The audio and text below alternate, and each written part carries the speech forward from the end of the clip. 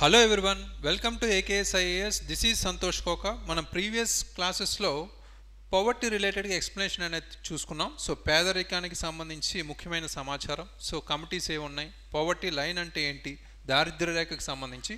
అయితే మన కాంకర్ ప్రిలిమ్స్కి సంబంధించిన వీడియోస్లో ముఖ్యమైన ప్రశ్నలు చాలా ఇంపార్టెంట్. ఇక్కడ ఈ స్టాటిక్ కోర్ సబ్జెక్ట్స్ ఏవైతే ఉన్నాయో వాటికి సంబంధించి మనం ఇంపార్టెంట్ థీమ్స్ బేస్డ్గా మనం ఒక ప్లేలిస్ట్ అయితే క్రియేట్ చేసుకున్నాం. ఇందులో భాగంగా ఎకానమీకి సంబంధించి క్విక్ రివిజన్ అనేది మనం స్టార్ట్ చేసాం కాబట్టి ఆల్రెడీ డే 44కి సంబంధించి వీడియోస్ 1 by 1 మన ప్లేలిస్ట్లో ఉన్నాయి. ఎవరైనా చూడకపోతే చూడొచ్చు. అయితే ఈరోజు పేదరికానికి సంబంధించి ఇంపార్టెంట్ క్వశ్చన్స్ ఏమున్నాయి, నిన్న మనం డిస్కస్ చేసిన కాన్సెప్ట్స్ రిలేటెడ్గా చూద్దాం. Consider the following statements regarding absolute poverty, సంపూర్ణ పేదరికం గురించి ఈ క్రింది ప్రకటనలను పరిగణించండి అని ఇచ్చారు. Right. So absolute and relative poverty discuss చేసుకున్నాం మనం.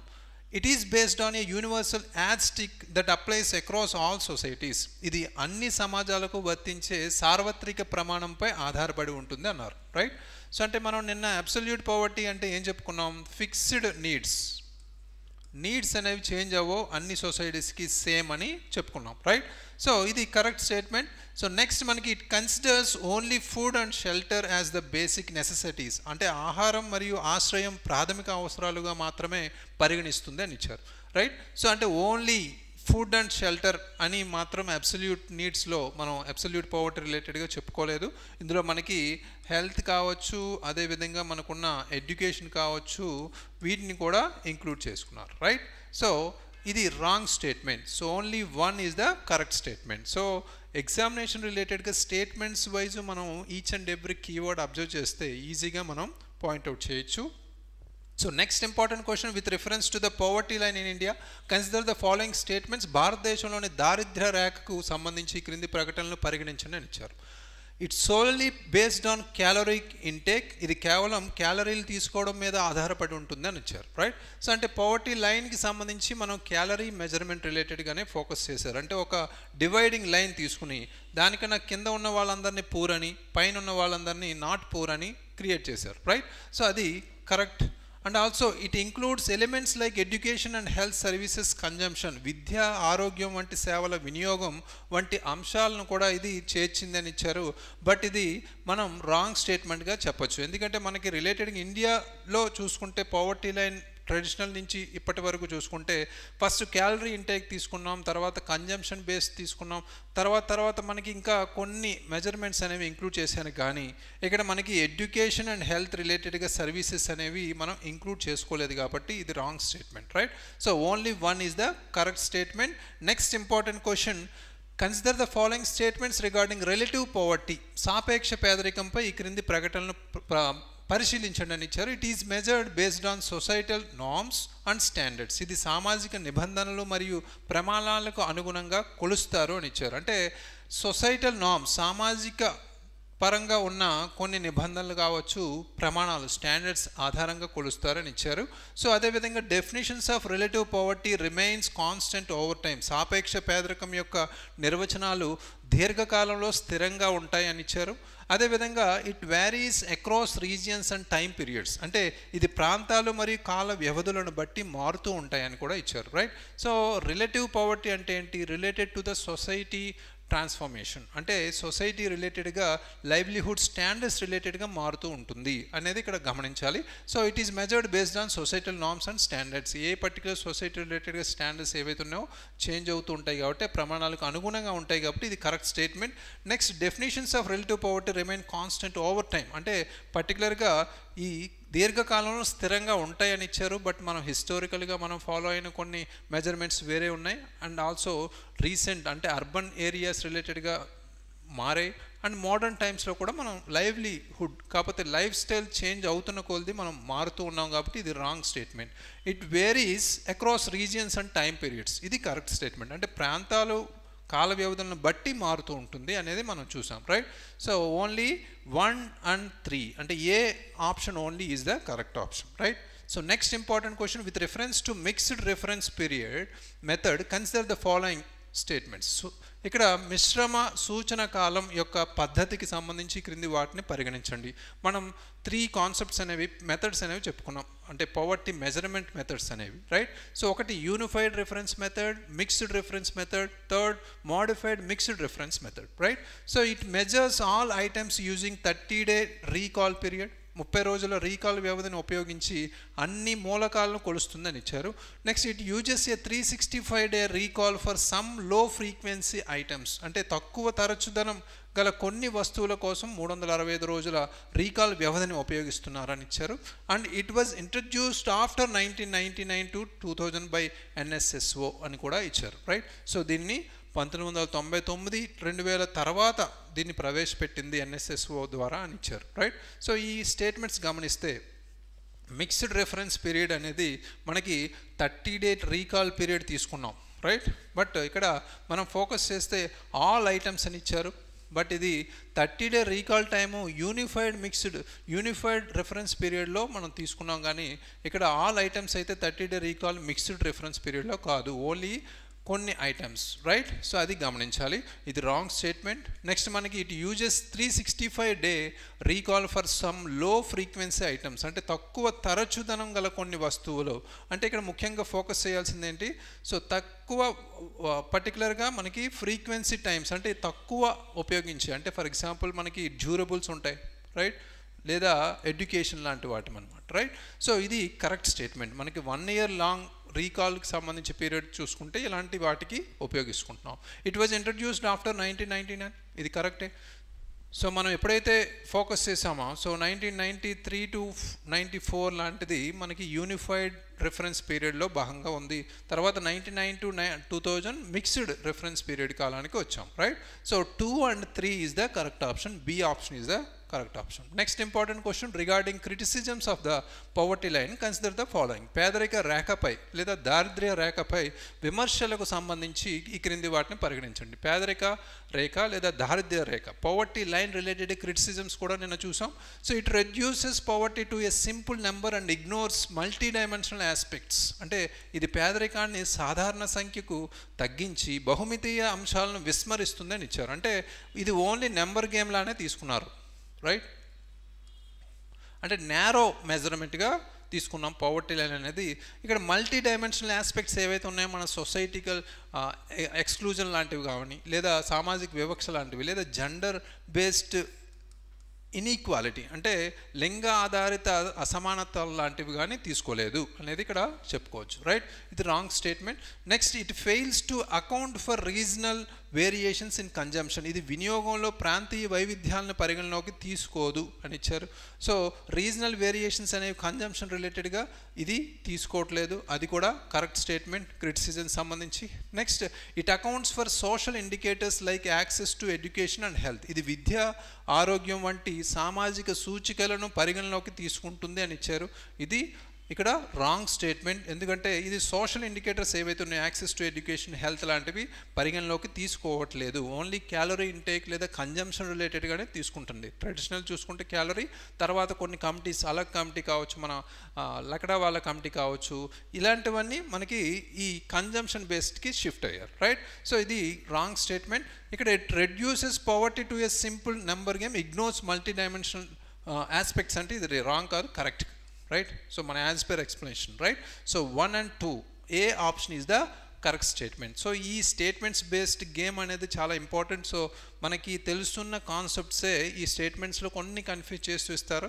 సో మనం అక్కడే మిస్టేక్ చేసే అవకాశం ఉంది. Next question, consider the following statements regarding Tendulkar committee. Tendulkar committee గురించి ఈ క్రింది ప్రకటనలు పరిశీలించండి.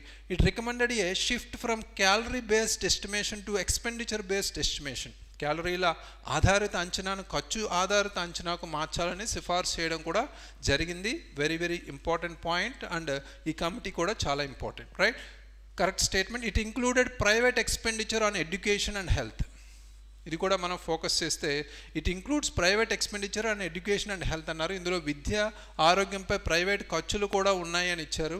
ఇది రాంగ్ స్టేట్మెంట్, గమనించాలి. It continue to use the 1973 to 74 poverty line basket, అంటే ఇది 1973 to 74 దారిద్ర్య రేఖ బుట్టను అంటే ఇక్కడ పర్టికులర్గా బాస్కెట్ అంటే తెలుగు ట్రాన్స్లేషన్ అలా ఉంటుందో ఉపయోగించడం కొనసాగించిందని ఇచ్చారు, రైట్. సో అంటే ఇక్కడ పర్టికులర్గా టెండూల్కర్ కమిటీ ఏదైతే ఉందో ఈ 1973-74 దారిద్ర్యరేఖ బాస్కెట్ ఏదైతే ఉందో దాన్ని కంటిన్యూ చేయలేదు అనేది ఇక్కడ గమనించాలి, రైట్.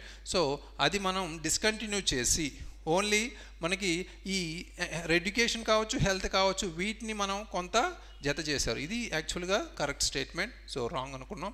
సో ఇక్కడ ఫోకస్ చేస్తే ఇందులో విద్య, ఆరోగ్యంపై ప్రైవేట్ ఖర్చులు కూడా ఇంక్లూడ్ చేయడం జరిగింది. అంటే differences between old pattern measurement of poverty and new pattern of measurement అనేది కూడా మనం ఇక్కడ టెండూల్కర్ కమిటీ ద్వారా డిఫరెన్షియేట్ కూడా చేసాం. సో అందులో మనకి ముందుగా shifted from calorie based to expenditure based, అది ఒక important, consumption based or expenditure.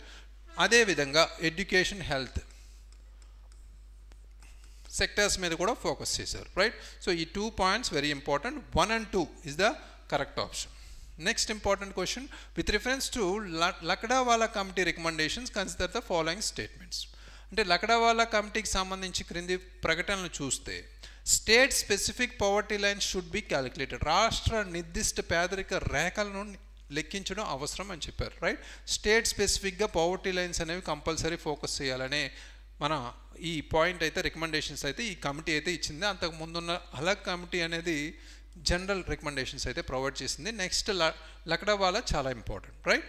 So next consumption expenditure should be based on calorie intake, వినియోగం వ్యయం క్యాలరీలు తీసుకోవడం మీద ఆధారపడి ఉండాలనేది ఇచ్చారు. సో ఇది కూడా కరెక్ట్ ఆప్షనే. మనకి కన్జంప్షన్ ఎక్స్పెండిచర్ ఏదైతే తీసుకున్నారో క్యాలరీ ఇంటేక్ రిలేటెడ్గా మెథడ్ని కంటిన్యూ చేశారు లక్డావాలా కమిటీ. సో అదేవిధంగా CPIAL అంటే consumer price index, agriculture labour కావచ్చు, consumer price index, industrial workers should be used for rural and urban areas respectively అని ఇచ్చారు, రైట్.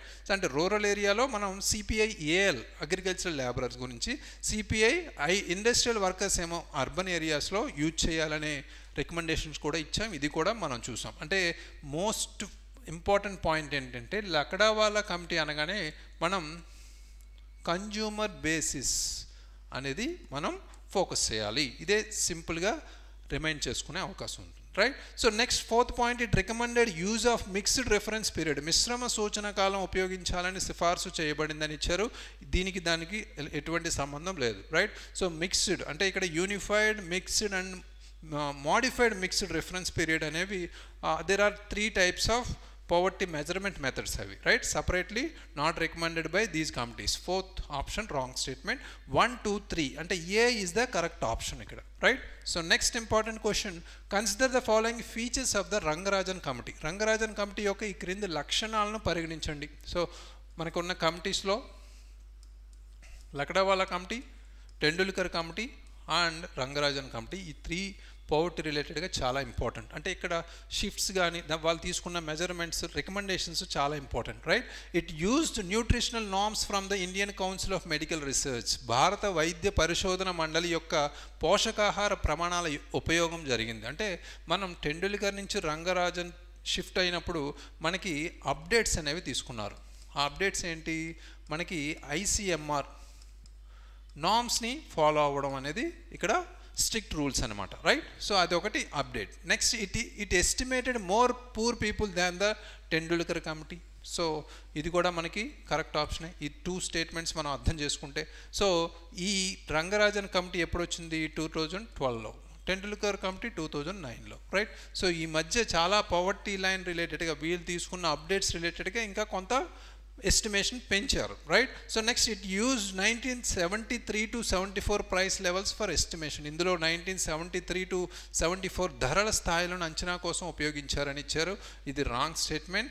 సో ఎప్పుడైతే 1973-74 ప్రైస్ లెవెల్స్ని యూజ్ చేశారని వేరే కమిటీలు ఇచ్చారో, ఇది ఒక 73-74 ప్రైస్ లెవెల్స్ అనేవి ఓన్లీ మన అలగ్ కమిటీ ఎప్పుడు వచ్చింది మనకి 1979. ఇది ఒక్క కమిటీయే ఈ ప్రైస్ లెవెల్స్ని ఫాలో అయింది, అది గమనించాలి, right. So next it commissioned an independent household survey via CMIE, అంటే CMIE ద్వారా గృహాల స్వతంత్ర సర్వేను నిర్వహించింది.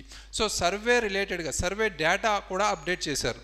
సో అది మనకి కౌన్సిల్, సెంటర్ ఆఫ్ పర్టికులర్గా మెడికల్ మనకి ఉన్న మెజర్మెంట్ ఏదైతే ఉందో ఈ Indian economy, right, centre of medical Indian ఎకానమీకి సంబంధించి కూడా ఇది చాలా ఇంపార్టెంట్. ఈ సెంటర్ ద్వారా ఈ సర్వే అనేది నిర్వహించారు.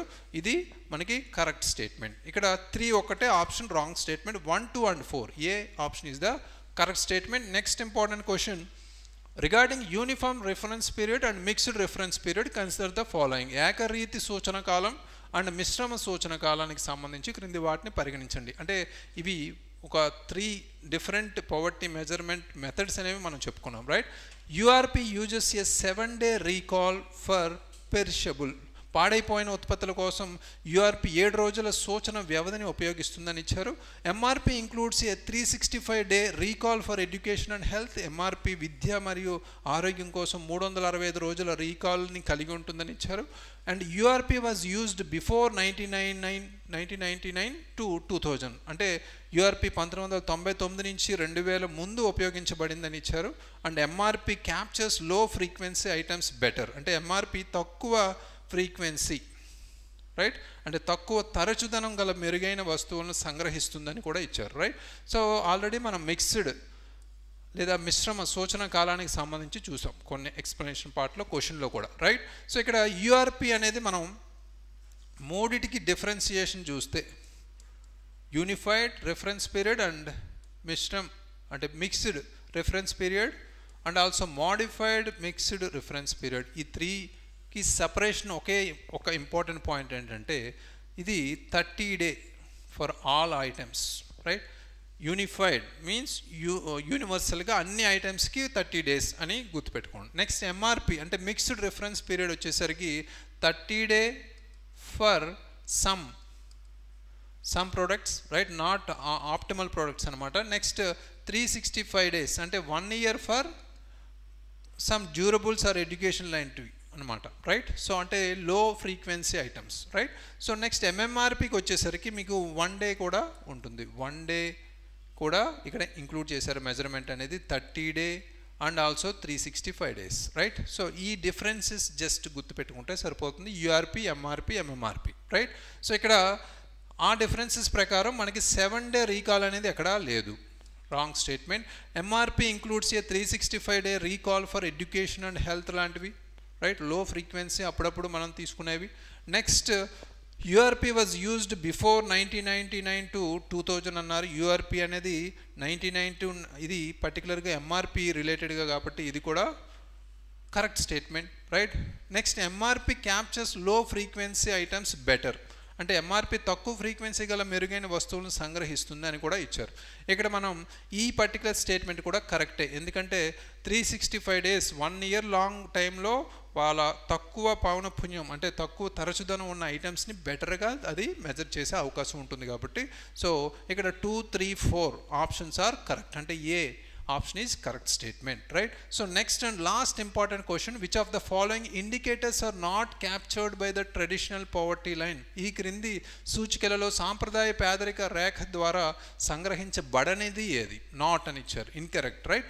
యాక్సెస్ టు శానిటేషన్, పారిశుద్ధ్య సేవలకు ప్రాప్యత, ఎడ్యుకేషనల్ అటైన్మెంట్ అంటే విద్యా సాధన, జెండర్ బేస్డ్ డిసడ్వాంటేజ్ లింగ ఆధారిత ప్రతికూలతలు కావచ్చు, క్యాలరీక్ ఇంటేక్ క్యాలరీల వినియోగం. ఈ 4 ఆప్షన్స్ మీరు అర్థం చేసుకుంటే పారిశుద్ధ్య సేవలకు ప్రాప్యత అని ఇచ్చారు, అంటే యాక్సెస్ టు శానిటేషన్. మనం ఇక్కడ గమనిస్తే ఈ 3 ఆప్షన్స్ రాంగ్ స్టేట్మెంట్గానే చెప్పొచ్చు. అంటే యాక్సెస్ టు శానిటేషన్ కానీ, ఎడ్యుకేషనల్ అటైన్మెంట్ కానీ, జెండర్ బేస్డ్ డిసడ్వాంటేజ్ లాంటి ఇలాంటివన్నీ పవర్టీ లైన్ అంటే ట్రెడిషనల్ పవర్టీ లైన్. ఇనీషియల్గా చెప్పుకున్న పవర్టీ లైన్లో ఎడిషన్ లేదు, ఓన్లీ క్యాలరీ ఇంటేక్ మాత్రమే తీసుకున్నారు, రైట్.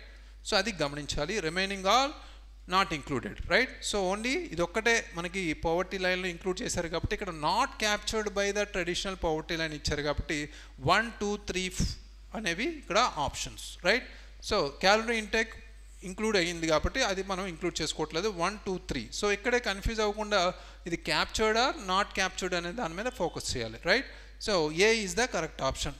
ఇవి మనకి పవర్టీ రిలేటెడ్గా మనకున్న డిఫరెంట్ డెఫినేషన్స్ కావచ్చు, different types of poverty, absolute, relative and also different committees కావచ్చు. ఫస్ట్ నుంచి మనం చూసుకుంటే ఎప్పుడైతే వర్కింగ్ గ్రూప్ క్రియేట్ అయిందో 1962 నుంచి, నెక్స్ట్ మనకున్న అలగ్ కమిటీ కావచ్చు, అంతకుముందు దండేకర్ కమిటీ కావచ్చు, తర్వాత అలగ్ కమిటీ, తర్వాత లడ్కా వాళ్ళ కమిటీ, రైట్. నెక్స్ట్ మనం చూసుకుంటే Tendulkar committee, Rangarajan committee. So ఈ కమిటీస్ అన్నీ చాలా ఇంపార్టెంట్. ఇందులో మనకి ముందుగా చెప్పినట్టు Lakdawala committee and Tendulkar committee and Rangarajan committee, ఈ 3 కమిటీస్తో పాటు 3 మెథడ్స్ ఏవైతే ఉన్నాయో మెజర్మెంట్, పవర్టీ మెజర్మెంట్ మెథడ్స్ కావచ్చు ఇవి. వీటితో పాటు టైప్స్ ఏమున్నాయి, పవర్టీ లైన్తో పాటు టైప్స్ ఏమున్నాయి, absolute and relative poverty, right. So ఇవి మనం ప్రధానంగా ఫోకస్ చేస్తూ ఈ పర్టికులర్ డిస్కషన్ అయితే ఈ 10 ఇంపార్టెంట్ క్వశ్చన్ రిపీట్ అయ్యే అవకాశం ఉంది. So please revise it. Thank you very much. All the very best.